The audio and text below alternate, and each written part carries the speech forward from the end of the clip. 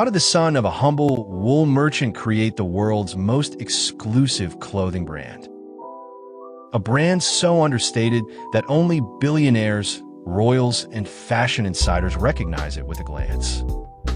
Loro Piana, the ultimate symbol of quiet luxury, didn't rise through flashy logos or social media buzz. It wove its legacy discreetly into the closets of the global elite, from alpine chalets to courtroom dramas. This isn't just a tale of luxury. It's the story of a boy, a family legacy, and an unwavering obsession with perfection. And it all began in a foggy little town tucked away in northern Italy. At the heart of the story, Pier Luigi Loro Piana. Today, Loro Piana is synonymous with restrained luxury, but its origins trace back to 1812. That's when the family began trading wool in the small town of Trivero, Italy.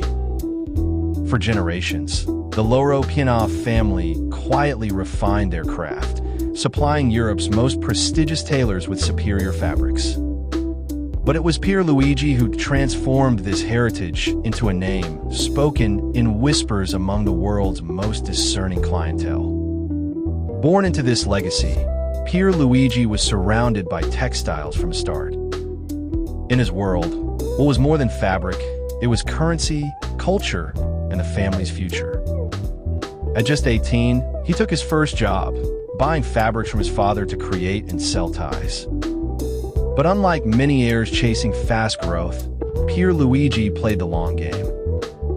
For him, quality and preservation mattered more than aggressive expansion.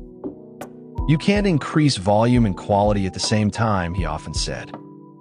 Under his leadership, the company clung to its principles, focusing on excellence over size. Pier Luigi also had a pioneering spirit. When a friend brought him lotus flower fiber from Japan, most would admire it and move on. He studied it under a microscope. What he found was extraordinary: the softest plant fiber on Earth, measuring just 3 to 5 microns, far finer than cashmere. It sparked a new obsession, inspiring entire summer collections. But nothing captured his heart like vicuña wool. Once revered by the Incas and nearly driven to extinction, vicuña became central to his mission. He partnered with the Peruvian government to protect the species, create sustainable jobs, and produce the rarest, softest wool on Earth. Pier Luigi wasn't building a brand for everyone. He was crafting garments for those who valued restraint, ethics, and craftsmanship. This philosophy shaped every decision as Loro Piana transformed from an alpine mill to a global icon. Pier Luigi grew up in the rolling hills of northern Italy, a region of crisp air and wool traditions. In towns like Trivero and Quarona, textile mills buzzed like vineyards, and wool traders bartered as if they were dealing gold. This was his playground. He learned not from textbooks, but from observation and repetition. Summers weren't for beaches, they were for sweeping factory floors, watching dye processes, and memorizing wool by feel. His education began long before he reached university, where his grades suffered as he balanced studies with his tie business. He didn't finish his degree for prestige, but to prove he could. It cemented his commitment to long-term thinking and a refusal to gamble with the brand's soul. One of his most formative lessons came early. A French textile technician once told him, "Fear doesn't prevent danger." Those 6 words became his compass, guiding him to take bold but calculated risks, whether harvesting wool from nearly extinct animals or experimenting with improving fibers. The next chapter didn't start with catwalks, but with a decision to step beyond fabric into fashion. For over a century, the Loro Piana family supplied Europe's best tailors. But in the 1970s, Pier Luigi and his brother Sergio saw a new path, bringing their fabric story straight to the customer. They weren't chasing runway fame or celebrity endorsements.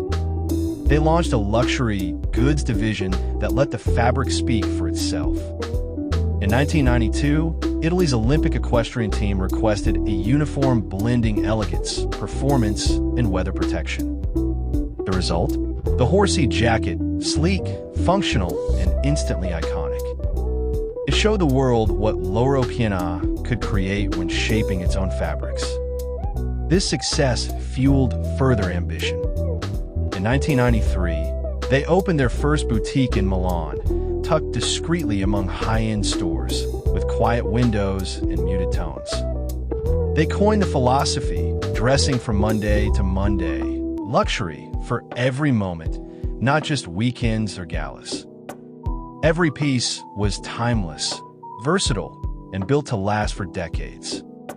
The brand wasn't about being seen, it was about being remembered. Throughout the 1990s and 2000s, Loro Piana expanded globally but stayed rooted in its values. Growth didn't start in boutiques, it started at the source. Pierluigi built relationships with herders in Mongolia, Peru, and Australia, paying premiums for the softest fibers. From the delicate underfleece of baby cashmere to the ethereal gift of kings, merino wool, every fiber was a masterpiece of nature, refined by human hands. Loro Piana expanded carefully into home goods, accessories, and footwear, always blending function, elegance, and longevity. Stores opened in New York, Tokyo, and Dubai, minimalist, serene, and logo-free. By 2013, the quiet allure caught the attention of Bernard Arnault, CEO of LVMH. A longtime admirer, Arnault's family personally wore Loro Piana.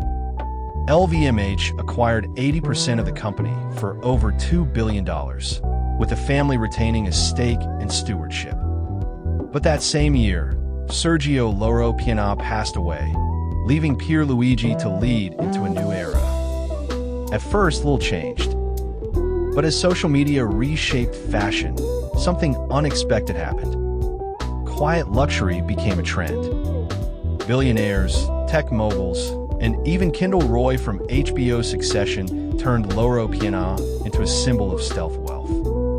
Antoine Arnault and new CEO Damien Bertrand modernized the brand strategy, expanding collections, refining campaigns, and entering new markets.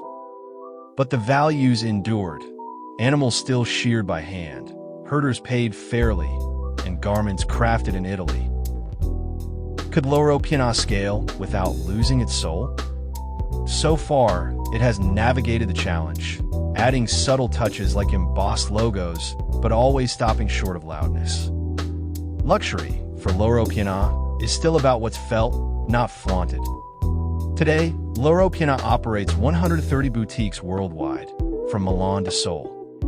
It generates over 1 billion euros annually, driven not by mass marketing, but by consistency, scarcity, and craftsmanship. Its products are timeless and priced accordingly. A cashmere sweater for $2,500, Vikinga coats starting at $10,000, and even t-shirts made from Gift of Kings wool at $1,600. Loro Piana's secret?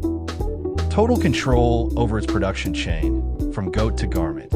Every detail is obsessively overseen. No outsourcing, no compromises. As younger buyers discover quiet luxury, Loro Piana faces the delicate balance of scale and exclusivity. So far, it has kept its promise.